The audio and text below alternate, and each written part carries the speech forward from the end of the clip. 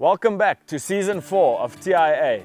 This week we've got some very special guests from one of our lead sponsors, RITON Optics. These guys have brought out some of their awesome scopes. They've also brought along their beautiful wives.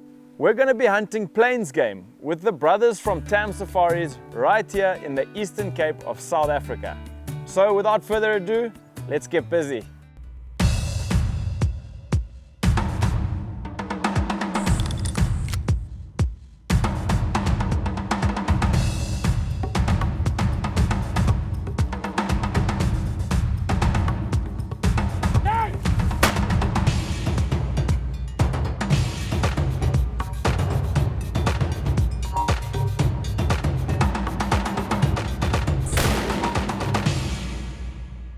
Swift Bullet Company presents This is Africa.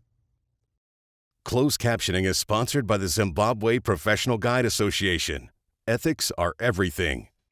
It's a X5 Primal 3-18 by 44. This is an all-around fantastic hunting scope. Reticle in it is a personal favorite of mine. I can't wait to get out there and put it on an animal. This is an X7 Conquer 3-18 by 50. I'm kind of a non-traditional hunting scope guy, so I like open turrets. I like to be able to dial elevation when I'm hunting. So this is an illuminated reticle, just has a T-type reticle, so I can hold over for elevation. 34 mil tube. The other one's more traditional. Our X5 Primal 3-18 is more of a traditional like hunting scope where it has cap turrets, non-illumination. There's still a lot of places in the States where you can't have an illuminated reticle when you hunt. So for our true like hunting line, we have non-illuminated reticles. And then cap turrets are nice for if you're like walking through a lot of brush and stuff, so you don't get your turrets messed up. Now we got our sighted in. I'll reset these back to 0 so I know where I'm at, and that's the main differences in the turrets. I've got a Shapui 470 Nitro Express double here, and yeah, this is what I carry with me when we either hunt in dangerous game or in dangerous game areas. And out here the rhino, black rhino, white rhino, and quite a few lions. My hunting memories started from my earliest memories. I grew up in the woods on a ranch in Montana, so it was just one of those things that we did, you know, as a family we did. I had 2 brothers, my dad, so I've hunted my entire life. So to me, there's no cell phones, there's no Wi-Fi, there's no emails. I just like getting back to nature. I like going outside. I always kind of tell people I'm at that point in my hunting career, hunting life, where it's not about the taking of an animal now, it's about getting out. Let's see a Springbok bones, and this was clearly caught by a predator, probably lions. You can see how the bones have been crushed and broken, and then also scattered. I love it over here. I love the people, I love the hunting, I love just the culture and the experience. But I think the one at the bottom is actually bigger.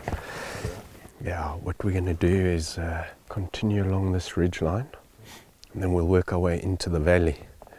Well, at first I thought the PH, because you know there's that awkward uneasiness of kind of getting to know each other that first day or so. I thought he was screwing with us because he just kept getting closer and closer.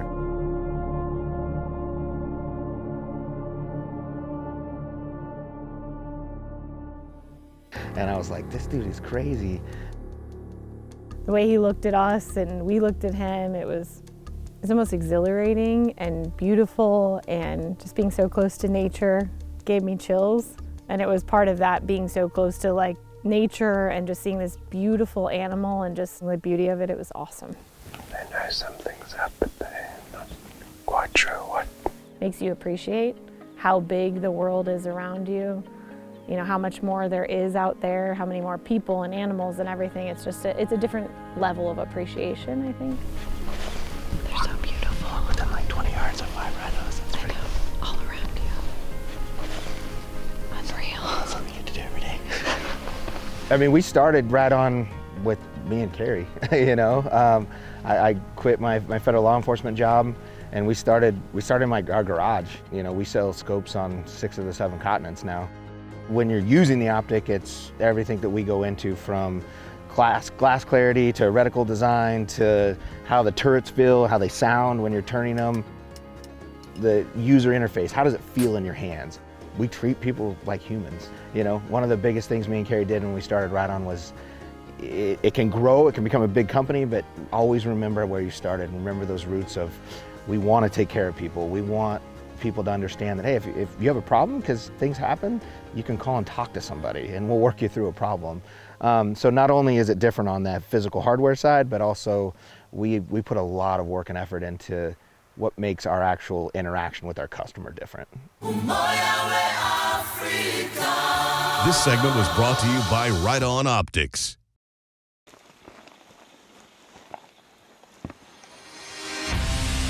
We are a company of firearms professionals, hunters, soldiers, officers, and family. As part of the RITON Promise, we provide the best customer service, including an industry-leading warranty. We won't repair, we'll just replace. We believe a person's hard-earned dollar should buy quality optics at any price point.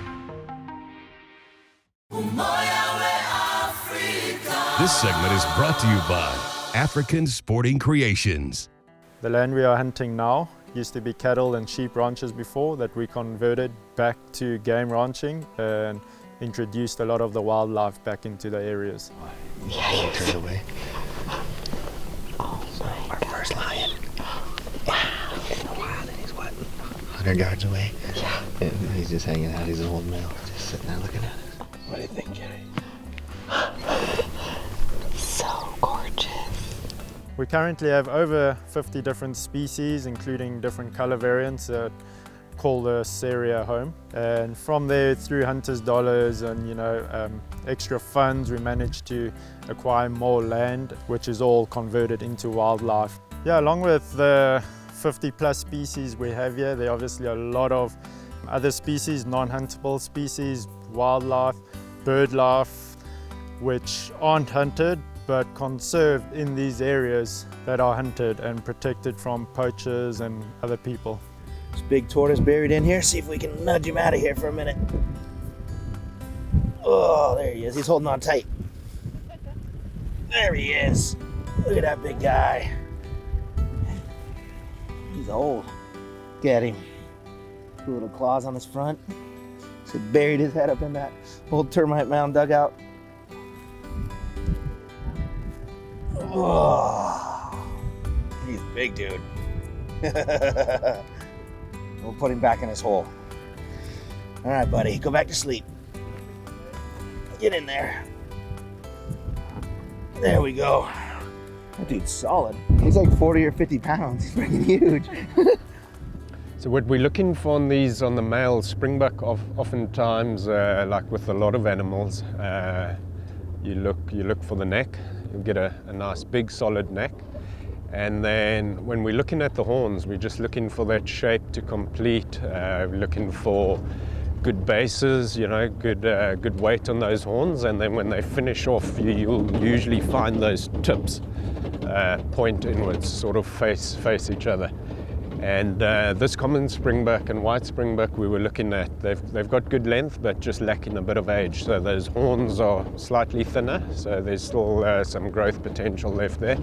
And those tips are still pointing forward a bit. We want them to close off nicely and be pointing inwards. Sometimes they'll actually hook back if you're really lucky and you get a really nice male. I held my first gun when I was probably 4 years old. I grew up with my grandfather. He's been hunting and shooting his whole life. My grandpa would go dove hunting. I'd help grab the birds as he shot. Absolutely love being outdoors. But it's all because of him. We just saw a nice black springbok crest over the hill there. Looks real nice. We're gonna go after it. Yeah, let's do it, Steve. Cluster. There's a brotherhood, but also a solitude about it. It just puts me at inner peace. Some people meditate, some people go on trips. I just like to get outside and it just kind of finds me. Can only see one copper one. I think it's the one he was with. One that was looking at us right now. Yeah, he's just feeding. I can't see the black one yet. I think it's just over the top.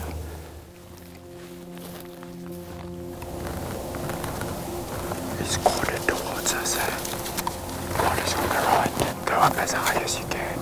Go up more. come up more. Get ready, stay on him. He'll stop there again, eh? You on it? Get ready, he's gonna stop. There's the one on the right in the front.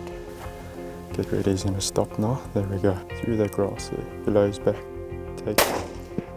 Good shot, well done. I feel like every time we see them, they've already seen us or sense us. Yeah. They're so alert. Even if they don't know you, they're always looking around, and you kind of think they know. They had no idea till we got up on the sticks and stood up. Let's go have a look at him.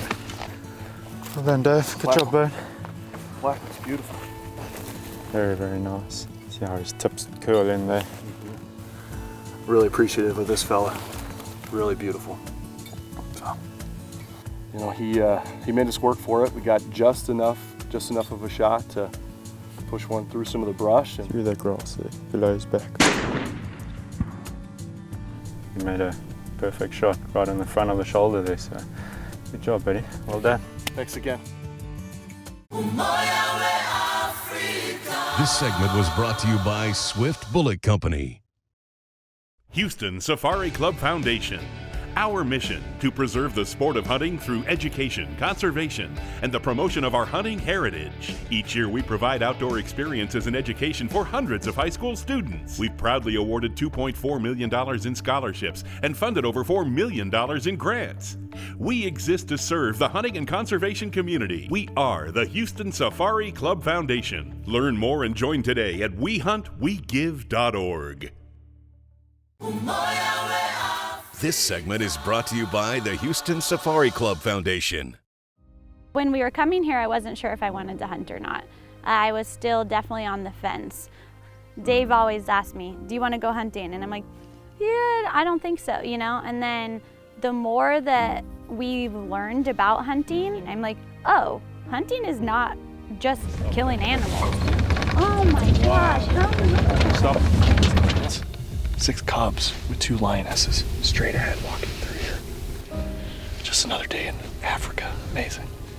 I think often a lot of people are uneducated on why we hunt. Having hunters being able to come over, manage these animals, getting funds, receiving money for those animals, which gets in return plays back into conservation, whether it's for the animals or for villages, for local communities, to help them, educate them, uplift them, and better them. It's all part of how hunting gives back to communities and wildlife. So today when we brought the meat out to the homeless, it was just a very emotional and humbling experience. There's just so many families out there, right, with tons of kids. I saw someone who was pregnant, you know, and you think that that's where she's bringing her child into, you know. It's, it's a lot. So they were so grateful and so welcoming and, you know, so happy that we were able to give that to them, and makes you, A, appreciate what you do have, right? And then B, it's just, that's what we want people to know, is how much you can help. He's just feeding down in this little wash here, but it's got some dry trees. I'm gonna just wait for him to move out. Stay low,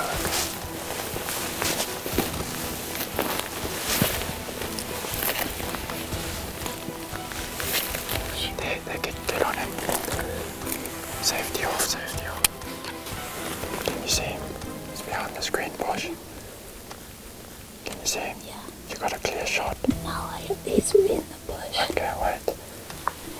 Just keep your gun on the stick's finger off the trigger. I'm gonna slide you over slowly, okay? Tell me when you're clear. That's close. So close. That's why they call it hunting. Mm-hmm. The main thing to me is I'm not going to take a shot just to take it, and I want to make sure that I'm doing the right thing. You know, I don't want an animal to be suffering or any of that. Steven, our PH, is awesome about, you know, educating me, guiding me. You can just see his head on the scar line, just standing up on top. Helping me to know when is the right time and all of that, so that I know that I'm making the right decision.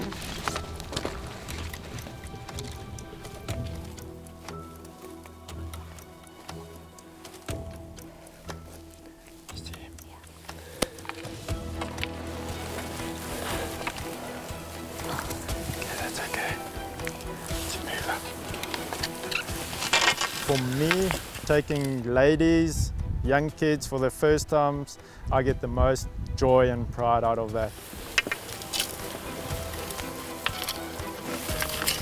Okay, get on him quickly. Safety off. He's right on the shoulder. Ready? Yeah. Perfect shot. Oh my God. Oh my God. First African animal. Yeah, he's down. Oh my gosh. Well done, Sarah. Wow. That was a hunt and a half. We put in our work for that one. Oh my gosh. Oh, well done. Very well done. Thank you. Good job. We hunted her first animal, the impala, for a day and a half before she finally got it. Wow. Have a look at her. Thank you so much. Well done. First big game animal in Africa. And done in Africa. Wouldn't have wanted to do it with anyone else. Yeah. You've been awesome. Thank you. No, well done. It's been a pleasure. You know, the way she respected the animal, the way she went about the whole hunt. I really had my work cut out for me, which I'm thankful for, because I think we ran up and down every ridge in this whole area, and I learned a lot. You know, Steven's amazing. He helped me so much, and it makes it just that much better that we, you know, put in so much time, you know, stalking these guys and looking for them, and then everything just lined up this morning and had the perfect light, perfect shot. I just feel so grateful. It was wonderful. This segment was brought to you by Woodbury Taxidermy.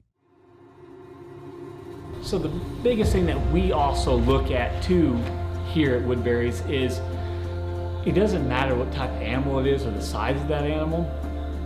Everybody brought it here because it's important to them.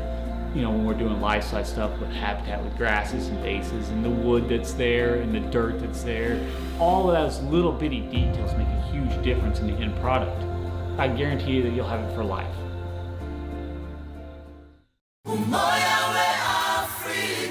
This segment is brought to you by Swift Bullet Company.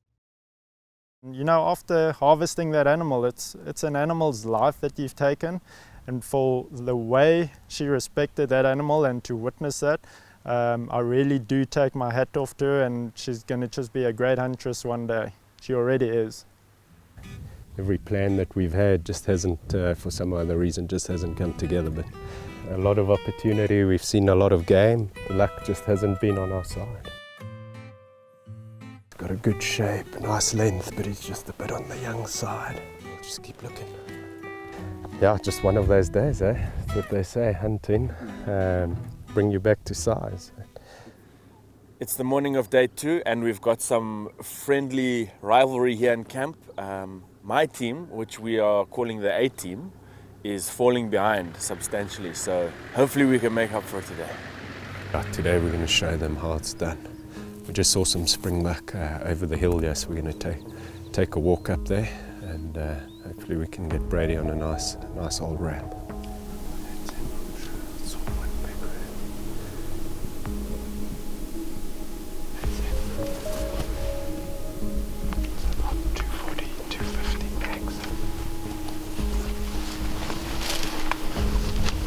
See that male standing at the back?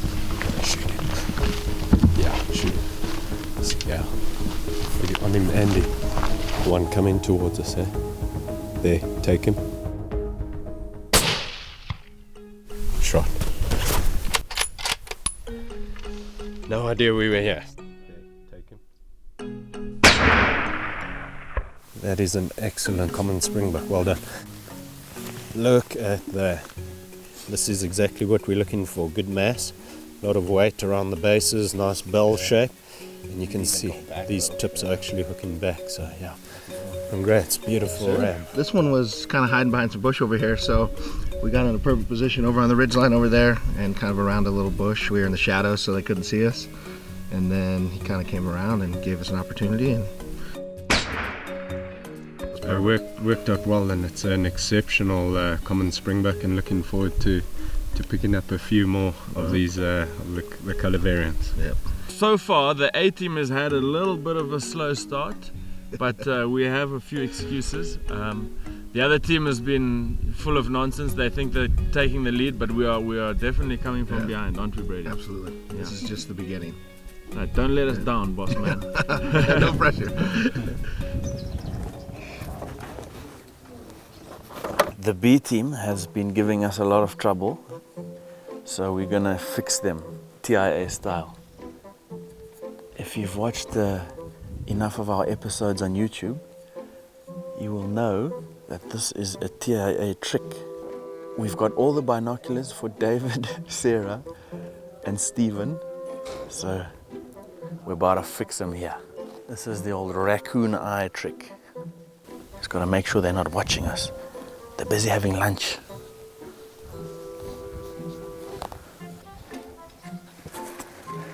That'll fix them. Ricky, after lunch, when you leave the camp, you must tap on the roof. Pa, pa, pa, pa, pa. Say lion on the hill there. Look quickly behind that tree. There's a lion. Okay. See? Behind the white bush. Okay, so this bigger one behind that.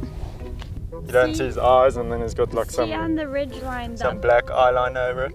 the bush in the middle. Andy, my friend, good try, buddy. Next time. You got some other rookies though. I just saw the black. It's like, could have only been Andy. So is there a lion or not? No. There isn't? No. Andy, we're gonna get you, bud. Keep an eye on your cigarettes later. That's it for this week, folks. If you're dreaming of coming to Africa, get hold of me, Andy, at TIA5.com, or visit the website www.tia5.com. We'll see you right here next time on TIA.